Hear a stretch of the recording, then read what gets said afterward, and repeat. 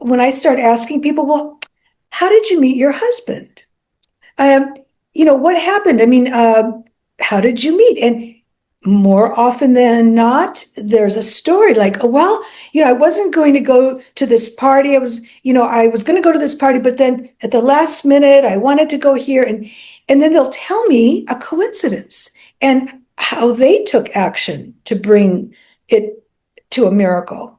So I think that that's the nuances between, synchronicity. What I consider synchronicity is a meaningful coincidence. So we have coincidence, synchronicity, and miracle.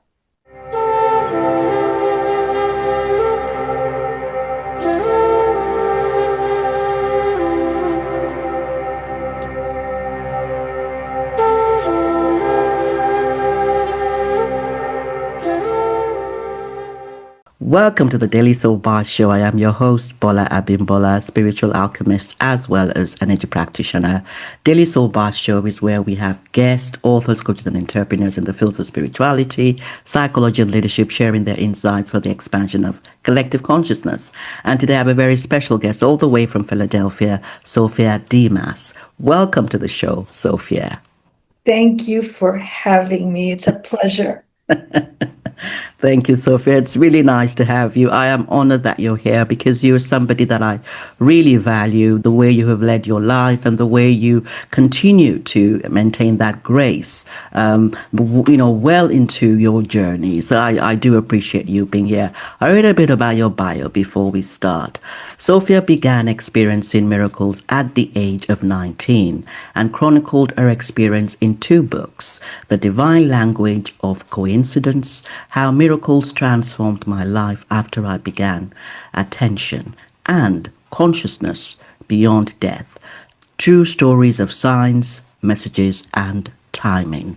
2 very powerful books. Tell us, Sophia, what led you to this place where you are now really exploring miracles? Because miracles really are a day-to-day normal occurrence for us, but not everybody actually comes to that place. But you have actually gone beyond that, and you now really are exploring miracles in so many different ways. What led you to this place? At the age of 19, I know you discovered what you considered to be a really huge part of your journey. So tell us a bit about what happened before that moment and what happened afterwards. So during that time, I was going um, through angst. I mean, I guess many 19-year-olds do, but there were 2 issues that I was grappling with that I truly felt were unsolvable.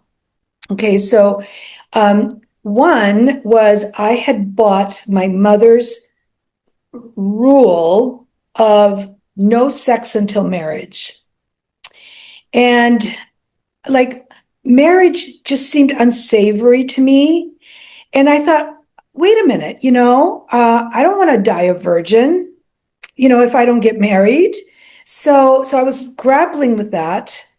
And I had also met a man who I was very attracted to. And I was 19, he was 27, and he figures big in here.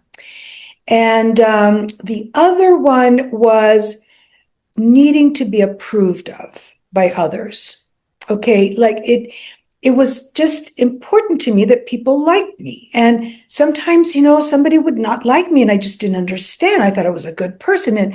And so I was just struggling with that. And I had a dream. Now, all of this is chronicled in the book. I had a dream where I'm just going to tell the first part and the last part. Okay. So the first part was I was on stage and I had a wedding gown on. And there was no groom, but I was in a plexiglass box. And I remember like feeling it and going, oh, it's plexiglass, And I was there. I was on a stage in front of all these people, and I just couldn't believe that all these people came to see me, and I was just so grateful, And And it was interesting because it was the whole thing. It's so vivid in my mind still. And then the lights go on, and I'm in another room, and people are filing past me. And I thought, oh, this is the reception line. This must be the reception line. And so most of the people just walked right by without looking at me. A few would turn and look at me and just look at me. And then two people looked at me and smiled. And that was a family friend and my best friend. And so there was this angst building up, like, oh, is this one gonna go by? Are they gonna look at me? It was this thing. And then somehow I looked down, and I am still wearing the white wedding dress, but I'm in a coffin. And so these people were like at my funeral. And I woke up completely freaked out. And I got up, it was like 1:30 in the morning, and I went to this man's house. And he was getting his PhD in something, so he was always up until 3 o'clock. And I was freaked out. I thought that this was an omen about my imminent death. And so I told him the dream, and he said to me, which I will be forever, ever grateful. He said, this does not foretell a physical death. What this dream is saying is that there are things that you know that no longer work for you. And those things need to die and open you to what does work for you. And then he gets up, and he had written poetry about me. And I couldn't believe that this man knew me that well. So, of course, he was my first sexual experience, not that night, but soon thereafter. And it was an amazing experience. Okay. And somehow from that moment forward, I never cared what anyone thought about me. So I really, it was life transforming. I was a different person. Mm. And that did not go unnoticed. I mean, I'm like, how can this be? And this man, and then shortly thereafter, we just went our parting ways. I mean, I was a party girl. I could only talk about, existentialism for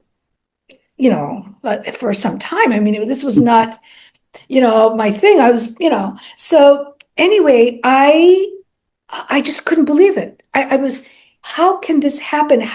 Because in a very short period of time, that these things that weighed heavily are gone.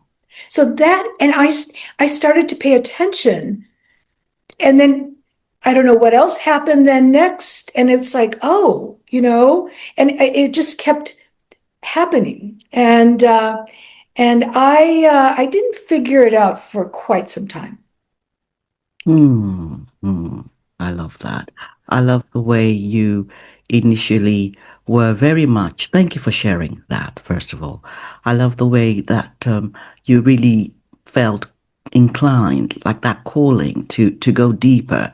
And it was kind of activated by a particular contract. I think we have contracts with particular people in our lives that Yes. when that contract gets initiated, certain things, certain pathways open up. So I do understand what you say about that particular person actually becoming somebody that led you to this journey of exploring miracles. I'd love to It was know. like an angel came down, solved my problem, and then went his way, and I went mine, and it was just miraculous. Yes, yes. And some people will call these things coincidences. And we sometimes resist the word miracles. And I would love you to talk, because I know you've studied this even from a scientific point of view. This is the synchronicities, miracles, coincidences. What are this? How would you define these different terms? Okay, So those. so there's a coincidence. You have a coincidence, or you have a meaningful coincidence. Okay, and the meaningful coincidence, like for example, um, so let's say that I am thinking of someone and they call me, somebody I hadn't talked to. Well, that's a coincidence. I mean, there's not, I mean, it's wow, what a coincidence. It doesn't require any action. It's just a coincidence. But a meaningful coincidence is bigger than you. Okay, it's something that takes your breath away. And so the key to the miracle, the miracle, I define the miracle as getting exactly what you need at just the right time. Okay, so and I have some examples of these meaningful coincidences that yield the miracle. And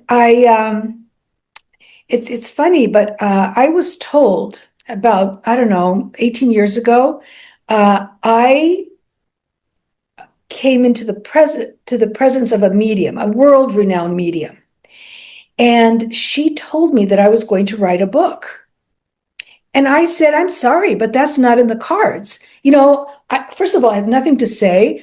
I said, but I'm a people person, and there's no way that I'm going to sequester myself somewhere and write a book. And she just listened, just listened very poised. And she said, word for word, she said, Spirit says when she's ready, there are many spirits here to help her and many hands on earth.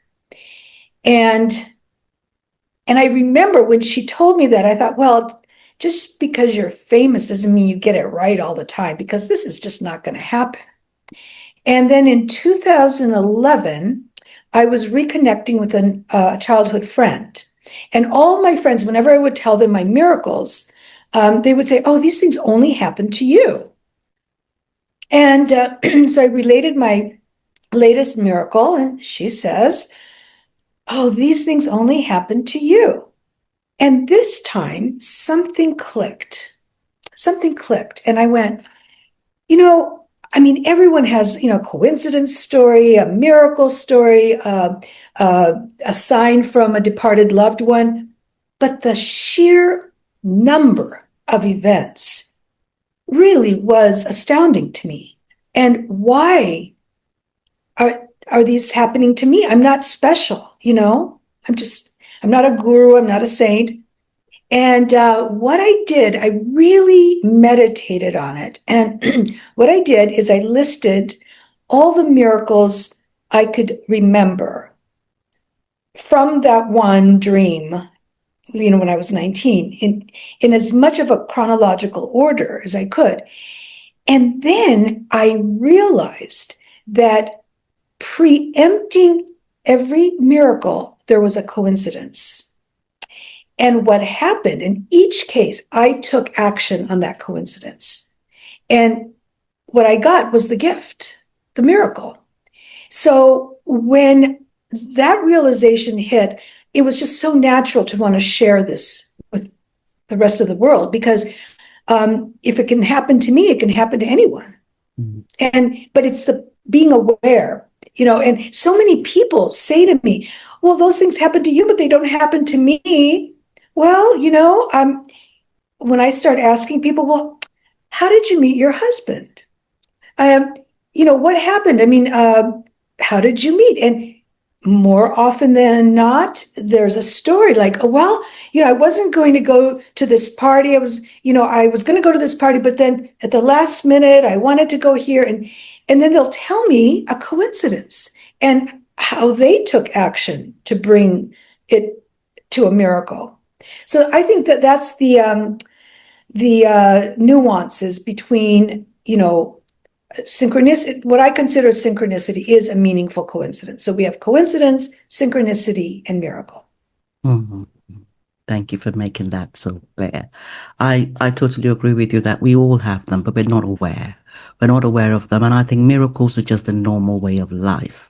And this takes me to quantum mechanics, because I know this is something that you also have a passion for. Because I really believe that we are, jumping different timelines, and there are different versions of us in the different timelines. And it's when we match the frequency of certain timelines that we find ourselves experiencing certain things that we may even call miracles, because it doesn't seem to be following through from where we were coming from that past that we know. We find ourselves in a particular timeline where something that we did not expect, something that we did not plan is happening. And it is consciousness that is jumping. Consciousness is jumping through these timelines. I really believe, according to the purpose, it's a driven timeline. And it's not linear, it's cyclical. And this is really where quantum mechanics really comes in. We have different timelines and different experiences, and some of them really are experiences that allow us to experience our best desires, our best outcomes. I would love you to talk about miracles, and you may want to use some experiences in your own life as, as quantum mechanics and that that experience of miracles. How do those two kind of merge together from your perspective? Okay, so there's hard science, and there's hard scientists, like they're not into this at all. If they don't see it, if they can't measure it, it doesn't exist. Quantum really helped me understand how these events can happen in our physical world. And there's many theories. One in particular is called entanglement. Yeah. So it's two atoms that come together that have some kind of they've had contact, and then they find themselves at the opposite ends of the universe. They spontaneously can influence each other. Spontaneously, not not the speed of light, but spontaneously. So when you have something like that, it's like, well, anything can happen spontaneously, And then there is like the hologram, where any part of the hologram contains the whole. And it just, what it does, it alters reality than how we know it. For example, let's say there is a steel beam, okay? We are programmed to look at the steel beam and say it's solid. But in reality, it's not solid. It's made out of trillions and trillions of little moving waves. So, and that's hard to reconcile, So what it did for me, it just opened possibilities to anything, But I must say that, okay, here's my basic belief, is that there is a divine intelligence that knows what's best for us better than we do, and communicates with us, communicates through dreams, through meeting accidentally a stranger that says exactly what we needed to hear, or puts coincidences in our path. The trick is to take action on this. And that is how I've led my life. I love that. I love what you said about how there are different ways of understanding quantum mechanics, whether you're looking at it from that entanglement theory or looking at it from the theory of the hologram, because I really believe as well that we are infinite pieces of the entire consciousness of the entire universe. Each of us is an infinite piece, 8 billion of us, a unique infinite piece. And Now, yet we're all one. yes, of the one. Yes, it's that's that hologram theory. Yes. And I would love you to let's use this, Sophia, to discuss how miracles really exist in different timelines. And as we are jumping these timelines, we can allow ourselves to become more aware of what is happening around us, what is happening within us? How can those who read your books, for instance, come to understand how miracles are in the lives they are living on a daily basis, on a moment-to-moment basis? How can we come to allow these miracles to occur, to become much more expansive? Because whatever we focus on is what we expand. If we're focusing on us being victims, that really is what we will experience. If we're focusing on raising that awareness and being empowered, the empowered beings that we are, we can begin to see these miracles, and they begin to magnify, expand in that day-to-day reality. In your experience, and I want to talk about synchronicity later on in terms of the science a little bit more, but in just talking about miracles and quantum mechanics, how do those who read your book, how would they come to understand the allowance of miracles, the experience of more and more miracles in their day-to-day? The first book, the one on coincidence and miracles, it's basically a memoir. So the events are pretty much chronological, except for 2 chapters. One is titled Please, which is on prayer, and the other one is titled Thank You, which is on gratitude. So as I said earlier, that this divine intelligence communicates with us through dreams, chance occurrences, or coincidences. We communicate with the divine through prayer and gratitude. So yeah, I ask for whatever I want all the time. And I say thank you all day long. And the more you say it with emotion, and that I think is something that is very important, that when you pray from the gut, from the heart. Okay. And when you say thank you, you do it from the heart. And I have to tell you, the more you express this gratitude, the more you get, and so, I mean, how many times have I said, oh God, it doesn't get better than this? And just like that, I get something bigger. And also, this divine intelligence also puts obstacles in our path. And when things don't go very well for you, and no matter how much you try, it's just not going well, give it up. You give it up because, and so the chapter on our honeymoon is the perfect example how things went wrong about getting to our destination, and how those obstacles ended up saving us from almost certain death. So on the other hand, how many times have I said, oh God, why are you doing this to me? And then whether it's that same day or 2 years later, I have thanked God for that obstacle. How many Mr. Wonderfuls did I meet that I thought, oh, this is it. Oh, this is Mr. Wonderful.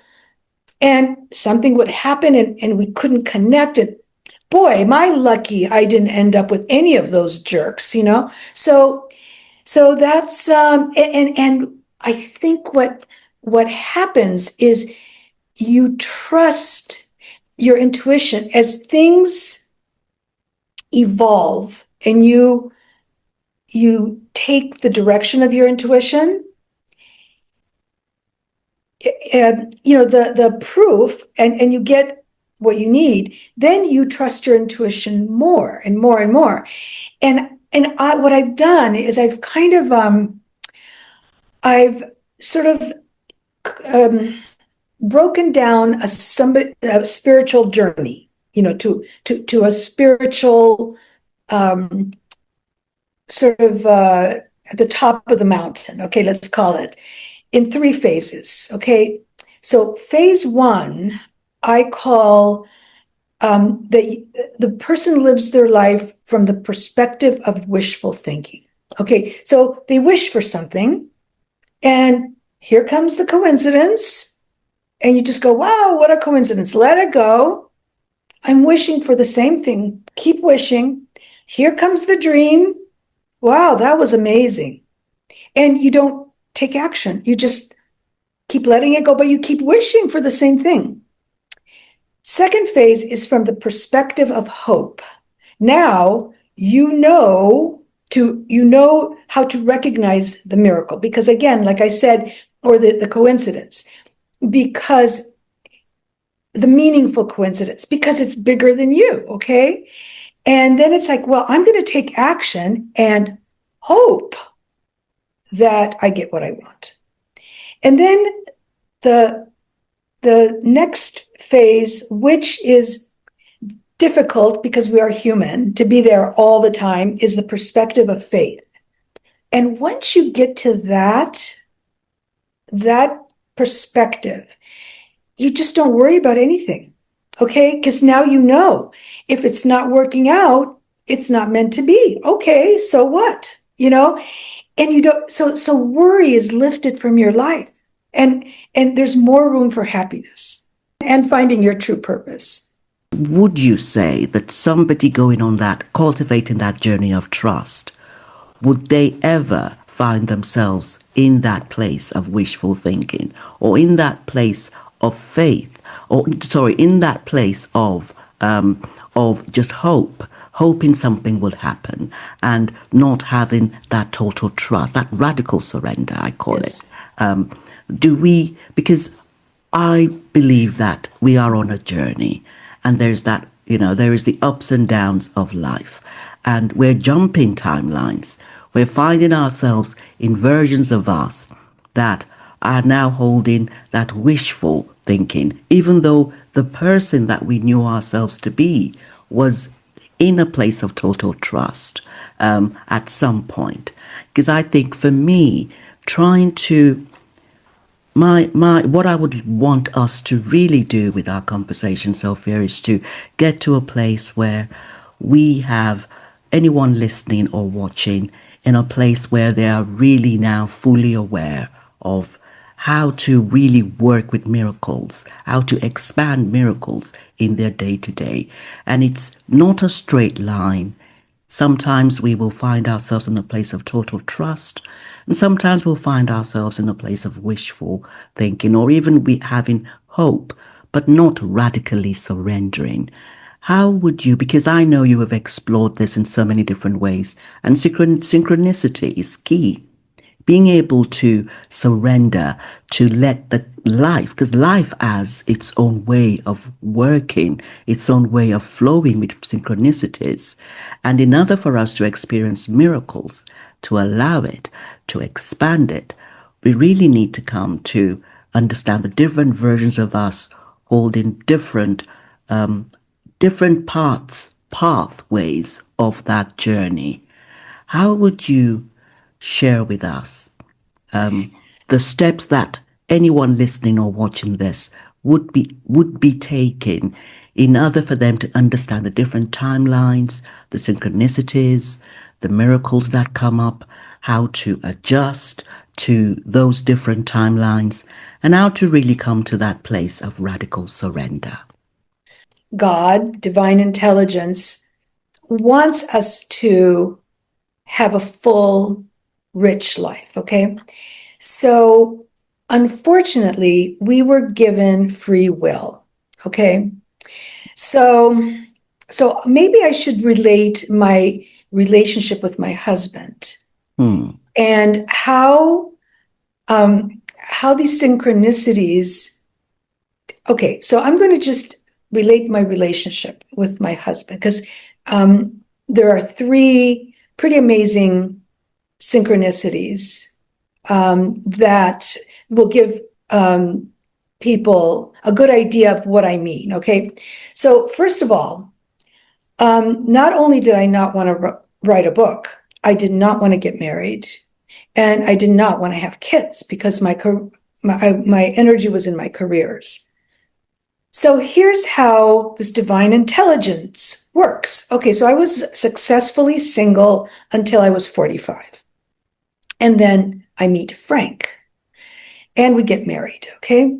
And that was interesting how that happened because, um, I had issues with commitment, and people were telling me how, you keep getting reincarnated so you can work through your issues. And I'm like, well, I don't want to keep coming and having these issues with commitment. And it was the book, The Course in Miracles. When I read something like this in it, I thought, okay, I've got this guy. He's a wonderful guy. I'm going to marry him. And when I told Frank, he goes, you used me, you used our marriage. Well, anyway, so that's how that happened. Well, at least it happened. Well, early on, I found out that Frank had childhood issues that manifested in him raging. Like I would do something, completely innocent, like, I don't know, like I can't even, well, there's a lot of examples in the book, but and he would take it like I was demeaning him because he was belittled when he was little.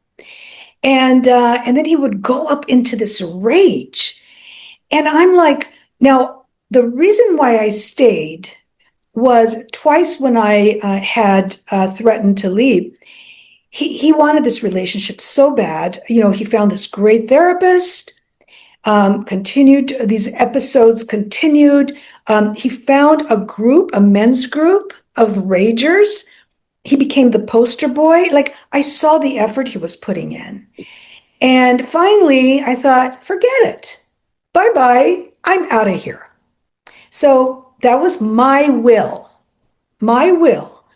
It got to the point I never wanted to set eyes on this jerk ever again. Okay.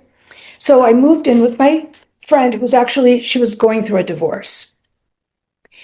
Well, okay. So these three things happened within 2 months. Okay. So the first thing was when I finally was ready to call up the divorce attorney, I was just so happy to be rid of this guy, and now I was going to start my new chapter in life, and I was now ready to open and read from the Course in Miracles. Now, A Course in Miracles has really, truly been a guide for me in my life. And so if I'll open it, I mean, I've read through it all twice, but I'll randomly open it and I have to read whatever I get to, I have to read whatever it says, even if I really don't want to. So I was ready. I was ready to get some advice. So I opened the book, and the title of the chapter was The Healed Relationship. And I'm like, no, this is not going to get healed. No. And I'm reading, and so the next paragraph answered me. And I'm like, no, you don't understand. I found myself debating with this book and what I got out of it. And there's something very tricky about this book that you can read the same thing a second time and you get a completely different meaning. But what I got from it was God is in everyone. And if your brother comes to you with his hand outstretched and you say no to your brother, you say no to God. I'm like, oh, shoot. Now, I mean, if he calls and he wants to talk, I have to, because I can't say no to God. He calls the next day and he wants to talk. So I have him come over, and I was angry. I was angry. I sat him on the other side of the dining room table, and I said to him, I said, I want you to know that the only reason that you are sitting in front of me is because of a miracle. And he says to me, well, I have a miracle for you too. it was like all of a sudden he started speaking, Afghanistani or something. I mean, and I said, okay, this is not his lingo. I said, okay, you first. And he tells me that Sunday before, he was fixing the pump to a fountain that we have in the garden. The fountain is a basin, and then it has a long column, a tall column, so the water comes out through the column, hugs the column, and goes into the basin. And he said, I had to take the column down, and it fell on my hand. Okay, now, if this was true, his hand should be hamburger. So I immediately dart to his hand, and I see that there's this bruise and a little tiny scratch. And while I'm looking at this, he takes off his wedding ring. And he said, and the wedding ring took the weight of the column. I found this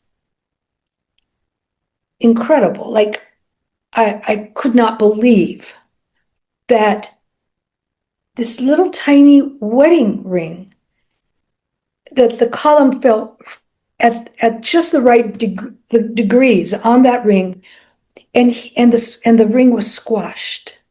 And he says, I'm not going to fix it. And I have a photograph of that squashed ring in the book. Well, Bola, that it was exactly what I needed. I needed something that dramatic to disarm me. I was totally disarmed, and we started to see each other again. And things were going pretty well. And now I'm supposed to, I was planning to go to Maui, Hawaii, to be the matron of honor for my best friend for the third time. And I wanted to ask him to come with me, but there was a lot of trepidation because he had sabotaged so many of these romantic getaways, before, like this episode would happen, And then I thought, no, if I am going to proceed with this relationship, I need to show trust.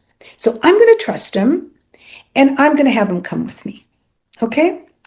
So I asked him, and we're leaving to go to the airport. The cab was out front, and I thought, oh my God, I need reading material. And I have a shelf where I had like 6 or 7 books that I had started but had not finished. And I just grabbed one because the cab was waiting. And I got on the cab, and I was so disappointed that I didn't get a novel. The book was titled Endless Energy by Dr. Deborah Green.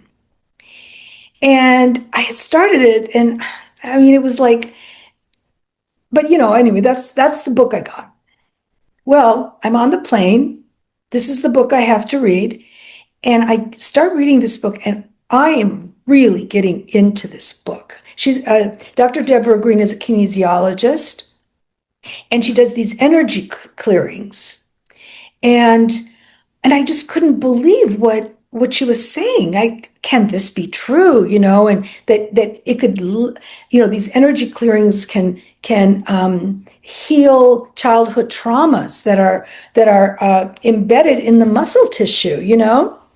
So I'm telling Frank about it, and I'm reading, and then I'm going to the back of the book for her citations, like, yes, Dr. Larry Dossi says, prayer works, and I'm going back and forth, reading and going back. I'm at the back of the book, and there is her name, Dr. Deborah Green, Maui, Hawaii. Not only that, her address was Kihei Road, and that's the condo that we rented was on Kihei Road. Now, what are the odds that from 360 degrees, I am heading to where she lives? So now what do you do with that, okay? And that is the key. The first thing was the chapter, the healed relationship. I could have said, I don't want to read this, but I had to read it. It was a contract with myself. And I took action. When Frank called, I invited him. And I got disarmed. I allowed him for this miracle to disarm me. And now I'm heading right to where this woman lives. What do you do? Oh, wow, this is such a coincidence. No, when we had our layover, I call her up. And I said, this is what just happened. I mean, of all the books, this is not the book I wanted, and it's your book. And I was wondering if there would be any time that you would be available. And she told me the times, and I said, well, I have to ask my husband. No, yes, he was my husband at the time. Yes, he was. So I said, and I'll get back to you. I said, look, Frank, Maui, all of the stuff that I'm telling you, Maui, Hawaii, Kihei Road. And he says, well, I guess it's meant to be. So we have these readings. Bola, I am telling you, this was in 2009. He has had not one anger episode since. I am married to my dream guy. How does that work? It was like, no, my will is I don't want to see this guy ever again. Yet something else organized these events so that I am perfectly happy. And then in 2011, one of my mentors, Father Stephen, who is the closest thing to Jesus, he's Albanian Orthodox priest, but he also has opened all the covenant houses in the Northeast, which is homeless shelters for teens. And he introduces me to this lovely young woman. He and I would have coffee every other month for 8 years until he retired and moved to Florida. And he introduced me to this young woman from Turkey at the shelter. And long story short, we adopted her. She had just turned 19 that week. And I became a mother. And like all of a sudden, Mother's Day is my favorite holiday. And the love and the happiness I have gotten from these two people is just indescribable. And she's living the life. She's married to this wonderful Greek architect living in Greece with her 3 masters. It's just, so again, I had decided against these things. No husband, no children, no book. And not only did I do all these things, I wrote 2 books. So I guess what I want the takeaway to be is to go with the flow. Because once you decide to go with the flow, you are not fixed that, damn it, I'm going to get what I want. Because it may not be the best thing for you. I love that. Thank you so much for sharing your story, Sophia, because I really appreciate the way you are reflected on the different experiences and in such detail that it really allows us to see how different versions of yourself were shifting based on the experiences you were having, the book, the fact that you were talking to another version of your husband at a point when you were not in that place to consider him as such. And you were having experiences that were shifting you in frequency. This is about frequency. The frequency of being is being shifted when we have these experiences, and our ego parts can begin to surrender more to that higher self. I remember at the age of 18 reading a book by Ramana Maharishi titled Who Am I? This book had been on the shelf at home. My mum was alive. What was the name of the title? The title of the book was Who Am I? Who am I? And it was a book, because my mum had stocked up, our home with different books from all over the world, and I had been introduced to these two selves, that higher self and that physical ego self.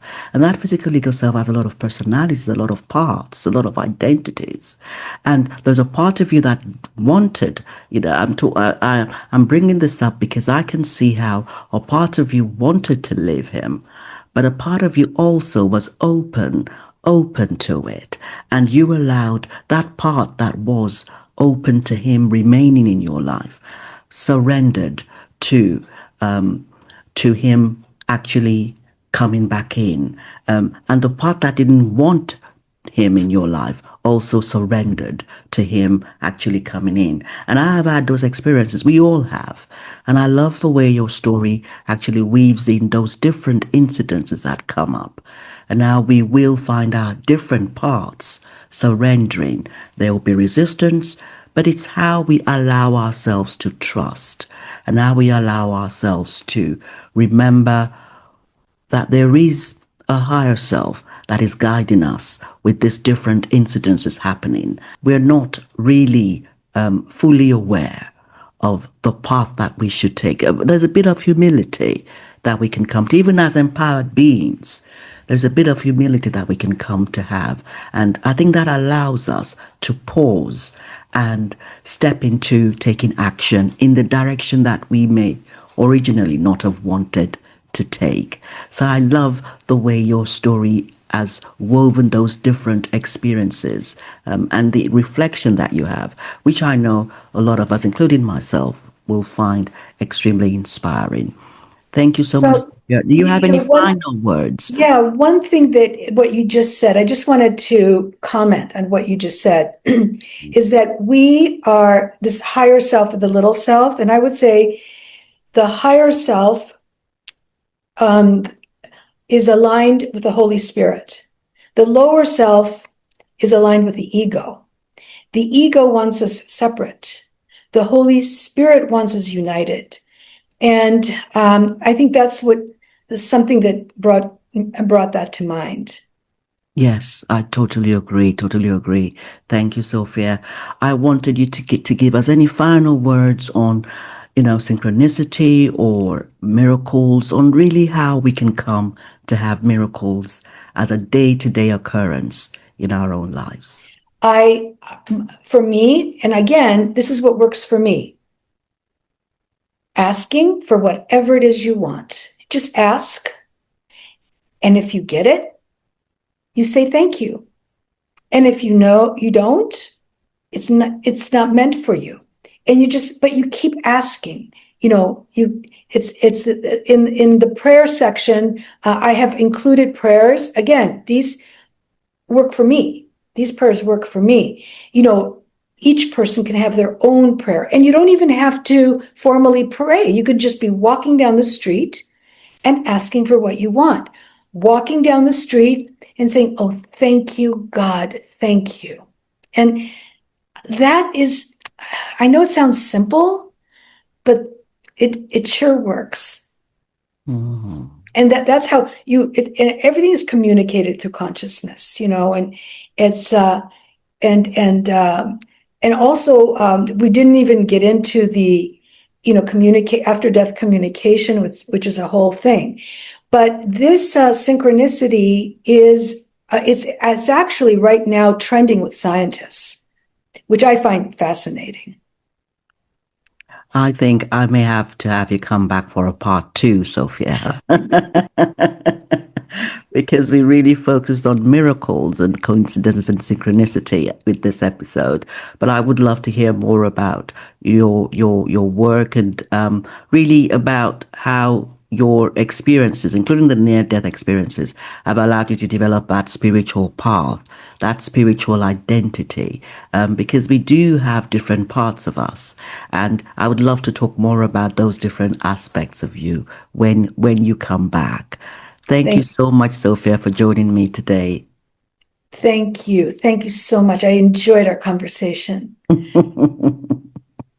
Lovely. Thank you, Sophia. And I'd love to thank our listeners and those who are watching from wherever you are, and really ask you to connect with Sophia's books. This is really about expanding the experience of miracles and the expansivity of synchronicities, the flow of life, how we can come to live in that flow of life and enjoy it even more. I also want to ask you to connect with me if you are ready for that next level of your quantum energy healing experience. And I look forward to seeing you on the next episode of Daily Soul Bytes Show. Bye bye.